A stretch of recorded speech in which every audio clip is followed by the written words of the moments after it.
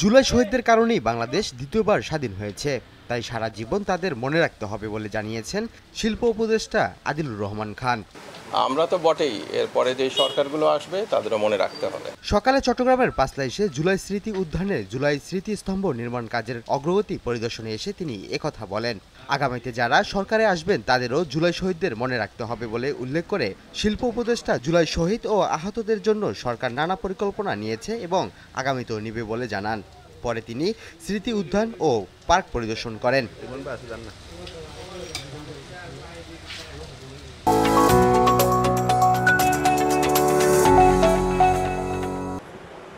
একটি ঐতিহ্যবাহী আইনজীবী সমিতি বিগত বছরগুলোতে দেশে হয়ে যাওয়া অবৈধ নির্বাচন, শাপলা চত্বরে গণহত্যা সহ নানা অন্যায়ের ক্ষেত্রে চট্টগ্রামের আইনজীবীরা সম্মুখ সারির যোদ্ধা ছিলেন বলে জানালেন শিল্প এবং গৃহায়ন ও গণপূর্ত উপদেষ্টা আদিলুর রহমান খান। 23 মার্চ 1893 সালে বৃহস্পতিবার রাতে চট্টগ্রাম জেলা আইনজীবী সমিতির অভিষেক অনুষ্ঠানে এসব কথা বলেন তিনি আরও বলেন, গেল বছরের নভেম্বরে চট্টগ্রাম আদালত এলাকায় অন্যায়ের বিরুদ্ধে প্রতিবাদ করতে গিয়ে অ্যাডভোকেট সাইফুল ইসলাম আলিফ জীবন দিয়েছেন। জীবনদানের মধ্য দিয়ে সব ধরনের ষড়যন্ত্র প্রতিহত করেছেন বলেও জানান এই উপদেষ্টা। কর্মকর্তাদেরকে অনুরোধ করছি,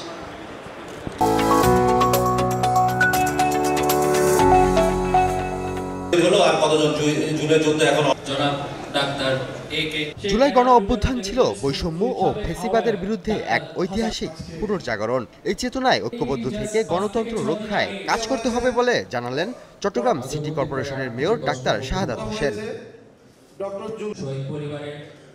বৃহস্পতিবার রাতে চট্টগ্রাম মেডিকেল কলেজ হাসপাতালে জুলাই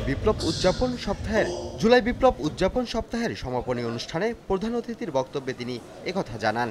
এ সময় উপস্থিত ছিলেন মেডিকেল কলেজের অধ্যক্ষ ডাক্তার জসিম উদ্দিন, হাসপাতাল পরিচালক brigadier general doctor Taslim Uddin সহ অনেকে।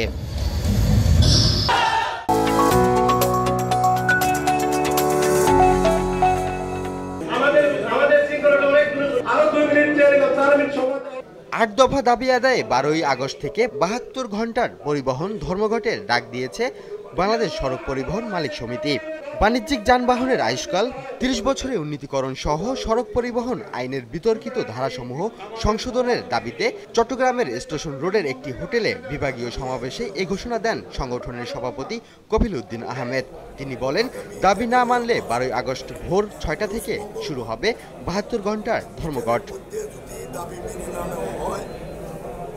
20 বছরের বেশি মেয়াদের যানবাহন চলাচলে নিষেধাজ্ঞা দিলে 80% গাড়ি রাস্তায় নামতে পারবে না বলেও জানান তিনি। সারা দেশের পরিবহন মালিক এবং শ্রমিকরা 72 ঘন্টার ধর্মঘট